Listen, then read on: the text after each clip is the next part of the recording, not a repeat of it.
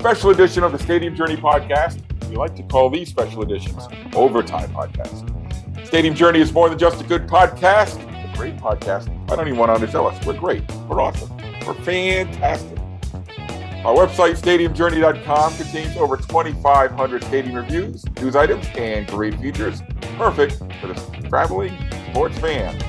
In addition to the website, we are all over social media. We are on Facebook, Twitter, YouTube, and Instagram. Like us, follow us everywhere. The Stadium Journey podcast is a perfect companion to listen to while you're on a road trip. Just type in VOC Nation Radio Network on your podcast search app, or go to Spotify and search for us there. In addition, all of our old video podcasts are on the Stadium Journey YouTube channel. Perfect for binge watching. And the regular podcast streams live on Tuesday nights at 8 o'clock Eastern at twitch.tv/StanLaw83. And now here's our starting lineup. Dave Cotney is with us. Follow him at ProFan9. Mark Diquez is here. You can find him at Ballpark Hunter. Dan Calachico, the above average comedian, is here. You can follow him at DanLaw83. And I'm Paul Baker. You can follow me at PuckmanRI. So if you have been visiting the website over the past few days or paying attention to our social media channels this week, we have been celebrating the opening of Minor League Baseball. And the Minor League Baseball season for the first time in, a year and a half now?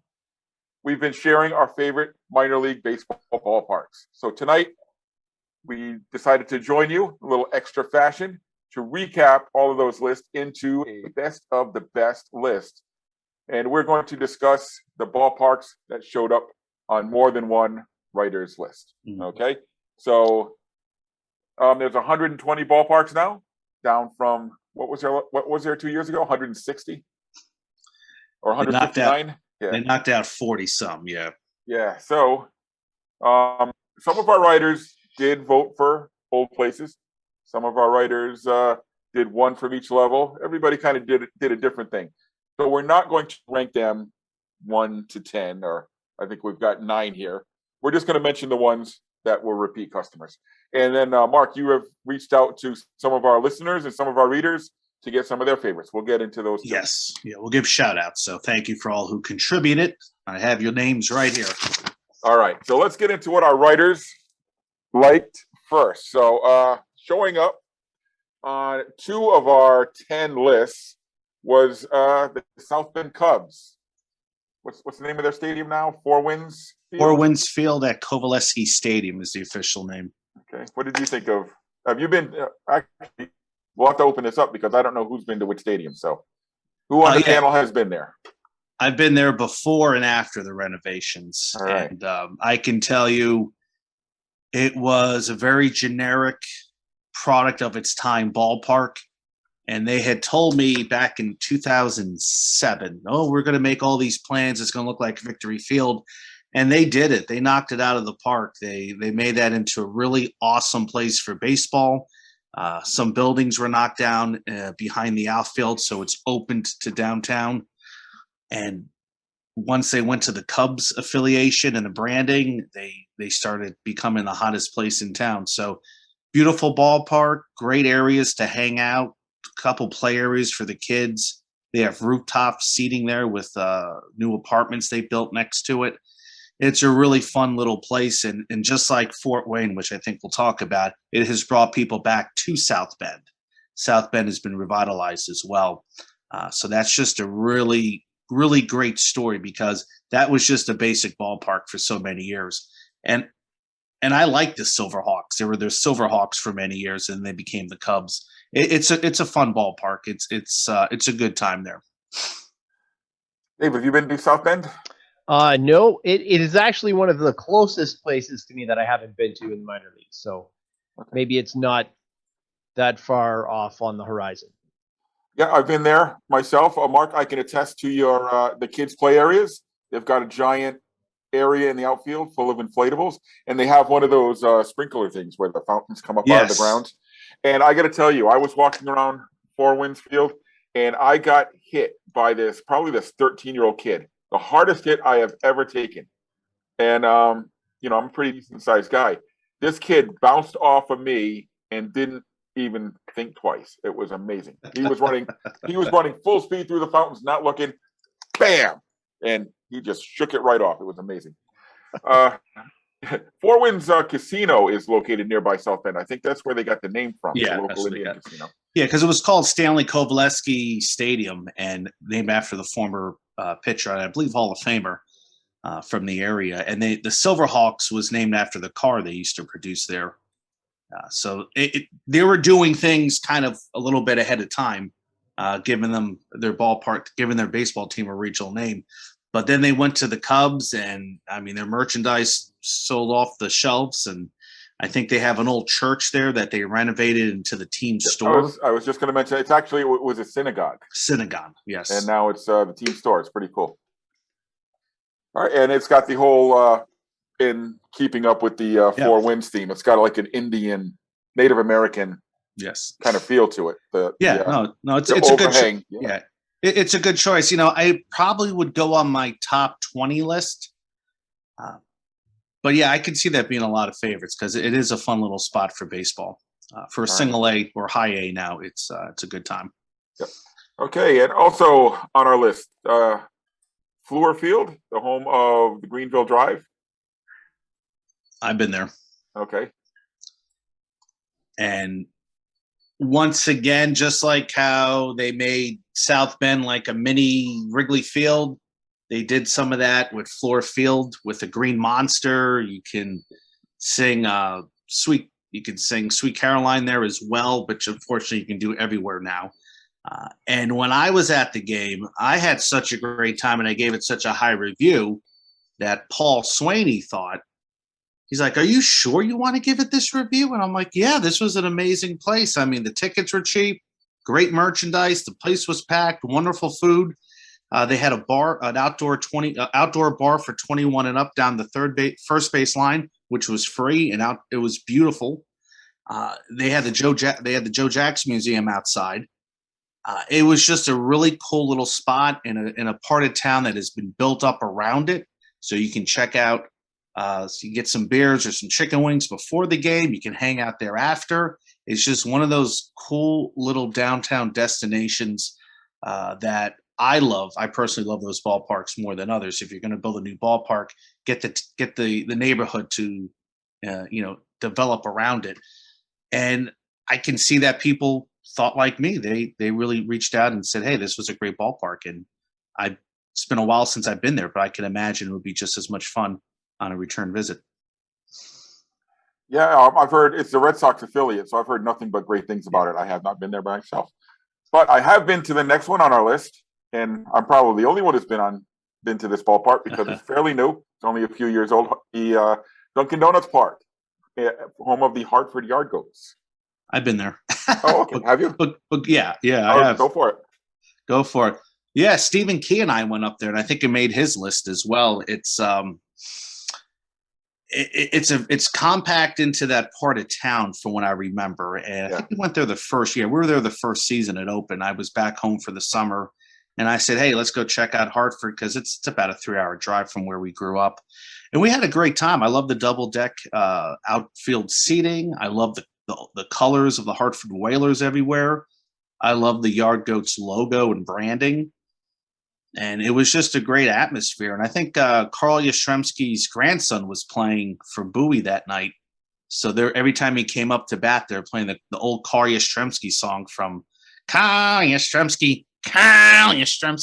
And we're like, what the heck is that? But, they're just giving props to a legend's grandson. So I love how they did that. So, yeah, it's a fun little ballpark. And it's perfect for the city of Hartford that I assume that area is probably going to be developing some more around it, correct? Well, that's the plan. And actually, I was just there a couple of weeks ago for a college game, and there's a lot located right across the street, and it is all construction now. So I don't know what they're building there. Maybe it's going to be a parking garage. I don't know, but there's something going up. And yeah, if I have to recommend any seats in this place, it would be the upper deck in right field. I've sat there for a game, and it's a fantastic sunset. The sun sets behind home plate. The nice breeze. Fantastic sunset. You get a nice breeze in the summer, and that ball comes at you in a hurry. There was actually a construction error. They built those right fields, the double deck right field stands, too close to home plate. They're actually only 305 feet away. So they had to put a net over the bottom deck and make that net in play. Very strange setup. And if you go to a Yard Goats game on a Sunday, there are live goats at the ballpark. Oh, okay. There's a little pen full of baby goats out in the outfield. Well, isn't that how people used to tend to their ballparks back in the day? They had the goats come out, or is that just something? Is that something I just made up? I don't know if you got to dodge the goat guano if you're shagging fly balls. Oh, wait, goat guano that was a Phillies thing that I know for sure. Okay. I know somebody did it. I'm not sure if it's the vet or if it was Connie Mack, where the owner was so cheap to hire lawn guys. Probably wasn't the vet. He would have sheep graze in the outfield. Okay, sheep, yeah. Sounds like some Connie Mack would do. Yeah, it sounds very Connie Macky. Connie Macky. All right, so up next on our list, Dr. Pepper Park, home of the Frisco Rough Riders. I hear good things. I have not been there, but that's the one ballpark I hear everybody say they love. So it's a ballpark in Texas where I've been the only one there. Okay, yes. So yes, it's got a very unique setup. It's meant to resemble the website I think says a park within a park. So all of the buildings are detached from the grandstand, the seating bowl, and those buildings house the concessions and the restrooms and the team offices and the suite. But you can kind of wander around it. To me, it resemble kind of a state fair kind of look. So it was really, really a cool setup. And of course, if you go out to the outfield, they have the lazy river out there where you can kind of float around and take in the game from there. I think it's usually open for groups, but I think you can actually buy tickets on certain days for the lazy river. Yeah, and I could say a college buddy of mine, Michael Roop, who takes his two kids around the country every summer to ballpark, has always told me that's his favorite stadium. Loves it, and that made his top list. And Patrick Beal, Twitter follower, also had that number one on his list. So Frisco, I haven't been there yet, but I do hear from a lot of ballpark chasers that it's an incredible stadium, and one day I'll be there. Agreed. Okay, so up next, Dave, you're going to finally get to play with us here, participate. The Durham Bulls Athletic Park. Oh yes. Yeah, you gotta love that place. There's just so many little kind of kitschy things to it, and of course, if you're a fan of the movie, then it's the place to go. It's not the original spot where they filmed the I forget what it's called. It's a very similar name, Durham Bulls. I think it's just Park. Durham Bulls Park is the DOP one. Yeah. But the it was kind of the first of the International League that was the retro classic, the brick and the green seats. A lot of little things. They got the blue monster instead of the green monster. An amazing spot above that called Tobacco Road. Oh, yes. Definitely a go-to spot if you are interested in a before or after spot to eat. And do yourself a favor, travel around, float around, check out all those little bricks, and look for the Crash Davis record-setting doubles brick if you can find it. Yeah, I hope to get back to Durham this year when we are at the Stadium Journey meetup in Burlington. They are playing the next day at 5. They're playing the next day at 5. I looked at that, so that hopefully will work out. I love Durham, and I think when it was originally built, it was a AA ballpark, and then when it became this AAA ballpark, it sort of embodied a little bit more. That's why it has such kind of like a cozy feel to it. But if you just know the movie Durham Bulls, and you want to go there to see the giant bull in left field, you're definitely in a treat because it's truly a great ballpark, great atmosphere, great team store, just a wonderful vibe and atmosphere. And it's in North Carolina where I think you can just throw a baseball and hit a minor league ballpark. You're so close to so many others in that vicinity. I'm envious and jealous. But yeah, Durham made my top 5. And Jay Wagner, who used to write for us and has the All Sports Roadshow website, that's his number one favorite ballpark as well. So definitely a tops among many ballpark fans. It can't in this can't country. hurt that they are also like probably in the best minor league system over the last 2 decades. You know, is there a better minor league system than the Tampa Bay Rays? Yeah. Be tough to find one. Yeah, Yeah. Dan. Our friend Greg says it was high A in the Carolina League. It was in the Carolina League when they filmed Bull Durham. Yes. Right. whole But idea- did they build the ballpark before they moved up to AAA? I think was the question. Well, the answer will be coming in about 20 to 30 seconds. Well Yeah. done.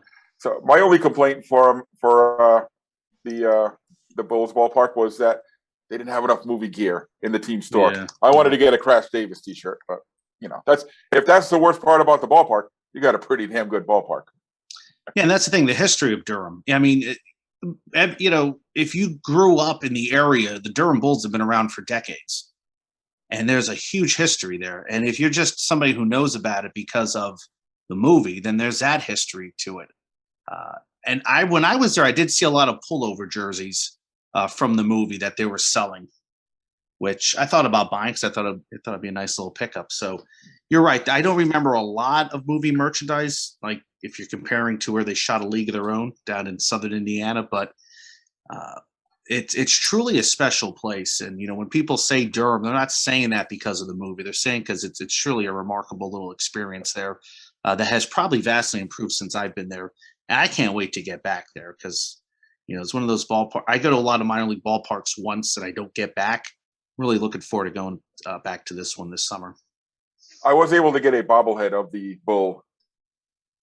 What do you Oh, call yeah. that thing? What do you call that thing? It's not a statue. It's a thing. The thing you get.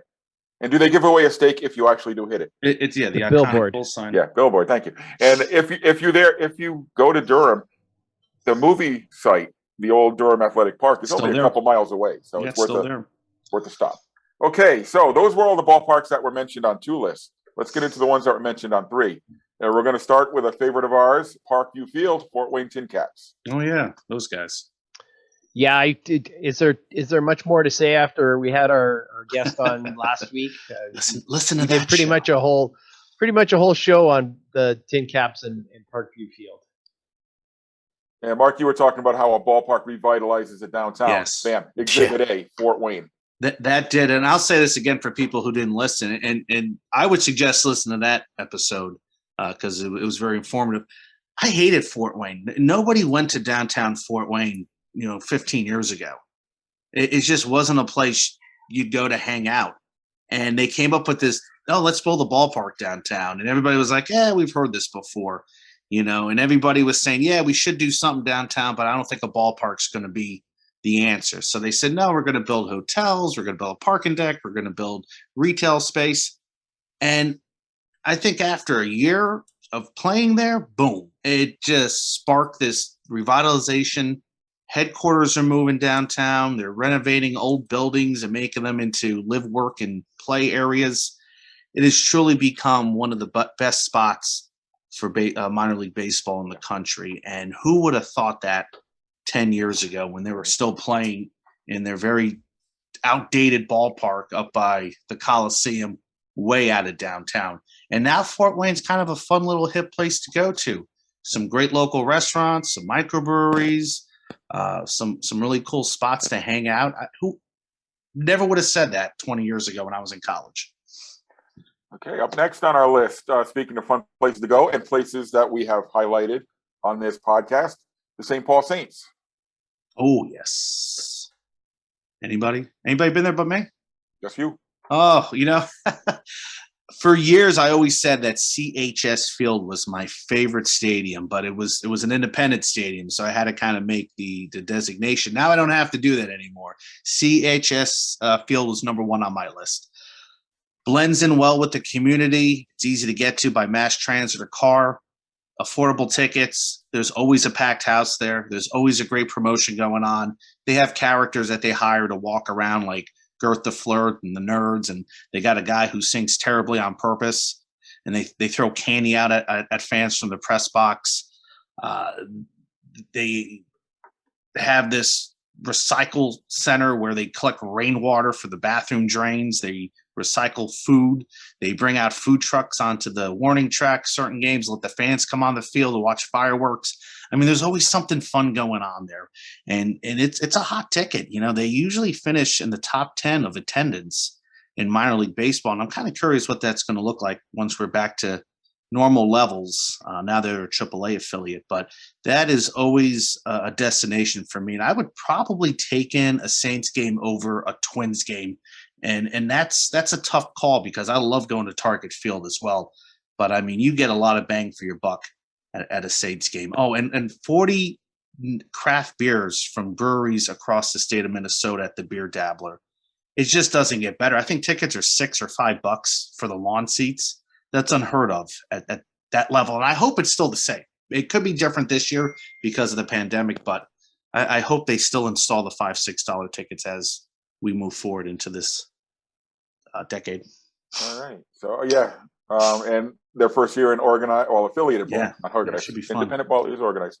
We'll see how they do and if the experience carries over. So up next on our list, Fifth Third Field. There's a lot of Fifth Third Fields out there, but we're talking about the one I know. in Toledo, home of the Mud Hens. Toledo. Yeah, great job of incorporating old buildings as part of the ballpark. And really, I think what brings it all together is the statue that they have, the bronze statue that they have, which is basically three little kids fighting over a hole, a knot hole in the wood, which would be in the outfield, to try and see the game. And every time I've been, the lasting presence of Jamie Farr is just wonderful. So definitely high on my list. Yeah, it's been about 20 years since I've been there, and I'm only 3 hours away, and there's no reason why I can't make a return visit because I had a lot of fun there too. At the time, and I don't know if it's still there, there was a Fricker's Chicken Wing restaurant sort of in the corner down the right field line, and they had a deck that looked out that sort of hung over the field. I thought that was really cool, reminded me a little bit of Old Tiger Stadium. But once again, it's a nice little neighborhood. Everything is sort of tucked into the buildings of that part of town. And it's Toledo that had a horrible ballpark for many years. And then they opened up this beautiful place downtown, and that has created a lot of vibe there as well during the summer. So like I said, 3 hours away, no reason I can't go back to visit because it truly is it's a really great ballpark. Probably would make my top 25, but didn't make my top 10. Greg said he wants to change the name to Improper Fraction Field. Improper Fraction Field. I can see that. Well, it is an improper fraction field right there. So, Wouldn't have known it unless Greg said it. Yeah, that's a great comment if I ever heard one. Fifth thirds. Yeah, that's Dave. I love how they incorporated the local buildings, the existing buildings, into this ballpark. That seating area you referred to, Mark, I think it's called the Bird's Nest. Bird's Nest, yeah, feels like one. What a merchandise! What a team store they have there. Oh yeah, you're right. Two levels, I believe. Yeah. And of course, you got Tony Paco's hot dogs right across the street. So whenever I've been to a Mud Hens game, you know where I've stopped. Yeah, there's another really great chili dog place in town. I got to look that up. I'll mention it later. That is just as good, too. This sidebar real quick, because I'm just the facilitator tonight. This is just a personal preference. But do you know how many more ball fields I'd be more inclined to visit if they incorporated some of the buildings in the street, on the street into it? That's gorgeous looking. 98% of the time, it looks amazing when a ballpark does that. Yeah. Instead of just sticking a facade in the middle of the city block. And knock everything down, put the ballpark down. Rudy's Hot Dogs is the other spot. So, okay. And our last entry on our list today, remember, these are not in any particular order. These are just ballparks that were listed on more than one writer's top 5 list. Is the Reading Fighting Phils. Oh, yes. So, Mark, I know you have lots to say about this ball. Yeah, that used to be it's probably number 2. It is number 2. When I made my list, it finished number 2. Old ballpark that was heavily renovated after, I believe, the 1987 season. And from what I was told, became a completely new venue after that. The Phillies really did a great job to make that baseball town USA. When you go there now, you enter down the first baseline, which has sort of like a carnival-like atmosphere, state fair. You have mascots running around. I went there, and there's a plane going ahead of me. You saw mascots, a petting zoo. There was an outdoor bar underneath the first baseline. You had people giving you food samples. I mean, you're just hit with a lot of really fun stuff. The food is dirt cheap. They have higher price food, funnel cakes, hot dogs, popcorn, those type of items are very cheap.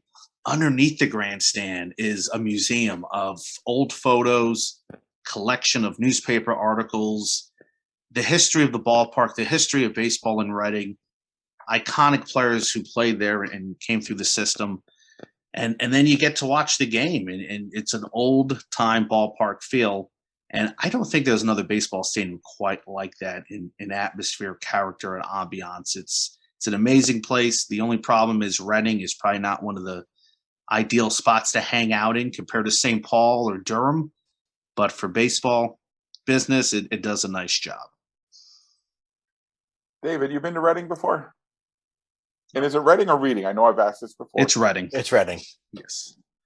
So, I've been there, Mark, and based on your recommendations, it did not disappoint. Good. It's glad. pretty cool. It's like being on a Carnival Midway. Midway, that's the term I was looking for. Yeah. Yes, I agree with you on that. And then as you pass through the Midway and enter the ballpark, you're suddenly back in the 1950s. Yes. It's really a striking dichotomy and really cool place to be. No, and then they also have another outdoor bar behind the left field, which is equally nice too. So there's plenty of options, and I think they have pool suites if you want to watch the game from a pool. You can do that as well. Nice. So those were our writers' choices. Mark, you did a little informal survey. Yeah, I did a little bit of that. Before I go on there, I incorrectly said that Durham was a AA ballpark. It was actually Class A Carolina League from 95 to 97. Then it became a AAA ballpark.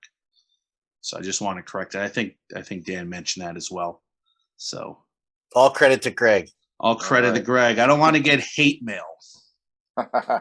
So I've got the results here, Mark. You actually shared them with us all. So let's run down some of the ballparks that did not make our writers list, but made our readers list. Definitely. Go ahead.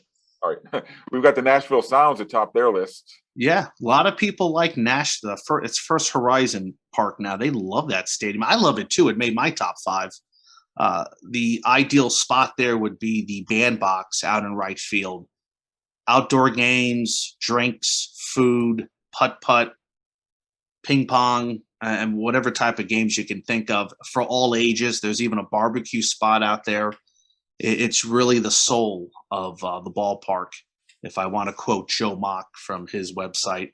And you're right near the guitar, the giant iconic guitar. So most people have told me they go there just to hang out. Maybe young people who are single and looking to mingle will just go out to that spot and hang out. So if you want to watch a baseball game, you probably will not want to be there for long.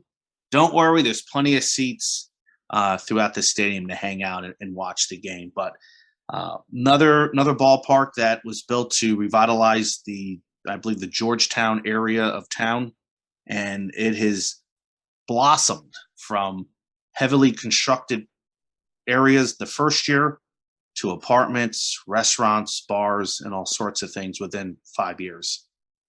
Okay. Another stadium I can't wait to go back to. Also on the readers list, the Victory Field, the Indianapolis Indians. Yeah, Victory Field was not on my list. I didn't want to be a homer and pick Fort Wayne, South Bend, and Indianapolis, but I reached out to a lot of people. This made 5 people's list, Victory Field. It's a classic. It's been around for 25 years. It's situated in downtown Indy. Beautiful lawn seating. It's one of the highest attendance ballpark in the country. Usually finishes number 1 or 3. Sometimes number 1 a couple years in a row. It's 1 or 3, but not 2. Yeah, 1 or 3. It's usually sometimes 2. It's usually neck and neck with Charlotte. I think Charlotte and I think Nashville beat them one year, and I think even Vegas when they opened up their ballpark a couple years ago. So it's usually in the top 3. Yeah, it's a great ballpark. My complaint with it is they only have 1 official craft beer, Sun King, which is fine, but I like to see more. And I think their souvenir shop is ridiculously too small. But they made renovations to the suite area, so they're doing things there. Still a great place. Yeah, it's solid. It's solid. One of the best kids museums ever in Indy. Oh yeah. Yeah, Indy is a solid ballpark. Nothing negative to say about it. It's a nice place. It maybe not as flashy as some of the others on our list, but Exactly. great place to catch a game. Let's see. Also different on our readers list. Oh, Canal Park at the Akron Rubber Ducks. I've actually been there a couple of times. I've been there for the Arrows and the Rubber Ducks. Yeah. Another solid ballpark, maybe not so flashy. Nice downtown location. That's Yeah, a little bit of growth. It's the downtown location. I went there. I've been there a couple of times. I liked it. It was nice. I don't think it would have made my top 10 list, but when you see certain names popping up, it has to be good. And I was there when there were the Arrows, and I think a heavy rainstorm was coming. So I ducked out of the ballpark quickly. So perhaps I need to go back there on a nice summer day and enjoy it to its fullest. But yeah, beautiful downtown setting. It stands out, and it's called Canal Park, not named after any kind of corporate sponsors. So that gives a thumbs up for me. There is a canal that runs right behind the field fence. Yeah, it's nice. All right, up next we got Louisville Slugger Field, home of the Bats. Yeah, that one's kind of underrated, I think.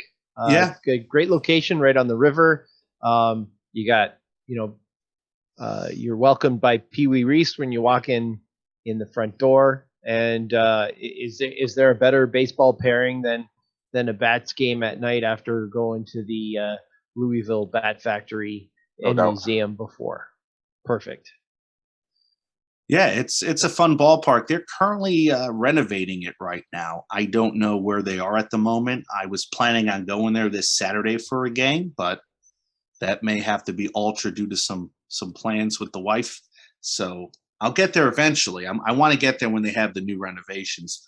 One time Louisville was very good with attendance. They sort of dipped off a little bit, but it is a little bit underrated. It's they have the old warehouse that they converted into the main lobby of the stadium. Wasn't that a train station? Yeah, train station. You're right.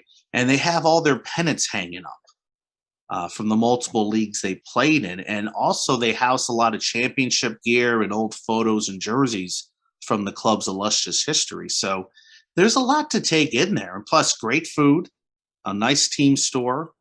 The soccer team isn't there anymore, so now they have it all to themselves. And beautiful views, that when the sunset comes in across the river and the skyline, it's very beautiful orange purple colors. So Louisville Bats is I hope it I'm stuttering here. I hope it becomes a lot better than it is, because it's sort of lost its luster the last few years, but it's going to be back on top. One of my wife's favorite ballparks, so it's got that stamp of approval for it right there. Oh yeah, All they have the brewery and barbecue spot right in town, against the grain, right down the first baseline. Always a plus. Yeah, always a plus. And you're right, you're within walking distance from a lot of other places there too. So fun town, good foodie city is Louisville. I love that town. Also on this list, Modern Woodman Park. Oh yeah, Davenport, Iowa, the Quad City River Bandits. One of the best views in minor league baseball. Would you agree? Yeah. You got the Ferris wheel in left field. You got the bridge over the Mississippi in right field. Yeah. And if you're lucky, the ballpark doesn't flood out on your visit. Yeah, I was there in 2008, and they said nope, game's canceled. Police have told everybody not to come to downtown Davenport. So my buddy and I had to turn around and go back to Indianapolis because the rest of the state was flooded as well. Yeah, old-time ballpark sort of still feels like an old-time ballpark. It's not one of these places they heavily renovated, but that view, that bridge, magnificent. And you'll see that on a lot of people's top 10 list of best views of minor league baseball. And I would agree with them. It's definitely one of mine. Yeah, if you take a lap around the ballpark, you can go the whole way around the ballpark. Yes. You are walking right along the Mississippi River when you're in right field. But the problem is when it floods, you can't get to the ballpark. Yeah, exactly. So okay, a couple more we got on our readers list. The Montgomery Biscuits. I had a lot of fun there. What about anybody else been there? I have been there to see the team shop. There was not a game. We were driving from Pensacola up to Birmingham, and we stopped in Montgomery and checked out the ballpark. Looks like a nice little ballpark. I was there for all you can eat night. many years ago, and I don't. All you can eat biscuits. All you can eat biscuits and hot dogs and God knows what else. Boiled peanuts I had. I don't like boiled peanuts. I think that, to me, I did not like Montgomery as a city. I was there for a couple of days. I was bored out my wazoo, but that ballpark is a lot of fun. And I think part of the building was an old POW camp for Union soldiers during the Civil War. That's right. It was a jail during the Civil War. It was a jail, which that has to be the oddest thing that I've seen converted into a ballpark. But yeah, it definitely stands out. It has a unique look and feel to it, and it's not flashy, but it is one of a kind. So if you're in Montgomery, hopefully, and the downtown area seemed to be nice. It just nothing was really hot happening that night. I felt like everything was sort of open, but nobody was out there. I can't figure that out. But the ballpark, my goodness, all you can eat. I don't know if they still do that. It was like $30. You can eat everything you want, and that included your ticket as well. Yeah. Listener Jason Bond says the 3-dog night at Canal Park, the hot dog inside of a brat inside of a sausage was delicious. Ooh, my cholesterol just went up 100 points just listening to that. Yeah, and coming from a fat guy, I think I just became a diabetic. Sounds amazing, but holy moly. Yeah, Jason Bond reached out to me. He had Fort Wayne #1 on his list, so thank you. Thank you, Jason. And Montgomery, one of the best logos in all of minor league baseball. Yes. At the end, let me know before you do the outro, because Jason Bond has one more question I'd like to field to the experts on the show. Perfect. I only have one more on our list of ballparks that were not on the writers list, but they are on our listeners list. And that would be the Corpus Christi Hooks. Is that Whataburger Field? That's Whataburger Field, which I have never been to, but I hear great things. Michael Roop loves it. And I believe somebody else reached out to me. I can't find your name, Tim S. Tim S. also loved it. So that also has a beautiful view of a bridge going over some body of water as well. So whenever you can incorporate your natural landscape, you're going to have a nice ballpark. Which one is a bridge natural? Well, bridge going over natural body of water. I agree with you, Mark. Yes. I love having something interesting in the backdrop to look at. Oh, yeah. All right, Dan, what do we got from our live Twitch listener audience? Jason Bond, the amazing meal he just told us, has a question that doesn't pertain to the list. That's why I wanted to wait till the end of the list. Good. Has anyone ever been to Savannah for a Bananas game? Head in there in August. One of our writers, Lloyd Brown, has been there and has said nothing but fantastic things. No. And a cousin of mine lives in Savannah, and he says it's a great time. I would say get your tickets now, Jason. I assume you did, because those sell out pre-pandemic. They'll probably sell out right now. If you go, Jason, tell me all about it, because I would love to see a Bananas game, because it's what they did to that ballpark and what they did to revitalize baseball there is nothing short of a miracle. And definitely take it as much as you can. You're going to have a good time. Greg also says UConn's club rugby team plays at a field that used to be the recreational field of the insane asylum. That's the oddest conversion I've seen. The other buildings of the insane asylum are still there nearby. Jason also says the tickets go on sale in July. He'll be watching like a hawk. Yeah. Right. And if I need to make a few calls to ownership, let me know, Jason. I think I can pull some strings. That would be Ballpark Hunter on Twitter. Yeah, I probably could. I think we do need a new review of that. So if you want to take some photos, that's live on the podcast, folks. You just said. Hopefully, maybe, but yeah, get your tickets, because they will sell out fast. All right, folks. That recaps our special edition here of our favorite minor league ballparks. Thanks for tuning in to this special overtime edition of the Stadium Journey podcast. Don't forget to listen to the website. I don't know what kind of noises it'll make, but you can visit there if you go to stadiumjourney.com. And don't forget to follow our social media channels, and most importantly, our Twitch streams. Twitch.tv/DanLaw83. So when you resume your travels this year, guys and girls, ladies, gentlemen, kids, old people, everybody, please be safe while you're traveling. So, Dan, where can our listeners really quick follow you online? Very quickly, I'll tell my story offline at DanLo83. Mark, just as quick. You, where? Ballpark Hunter on all media outlines. However, I do want to thank a few people I didn't mention. Save minorleaguebaseball.org, Justin Cripe, Dwight Smith, Patrick Beal, Christian Coel, Michael Mundragon from Baseball Beer Blog. Wonderful YouTube page there. He has Akron as number 1. I apologize for not mentioning that earlier. Brian Wilson, Jason, and of course Jason Wagner, and my band, Michael Roop. We'll be out there traveling the ballparks pretty soon, my buddy. Yeah, thanks everybody for participating. Really gave us a complete list of all the best that the country has to offer. Dave, where can our listeners follow you online? On Twitter at Profan9. And I'm Paul Baker. You can follow me at PuckmanRI. So until next time in our next regularly scheduled show, put me in, coach. I'm ready to play.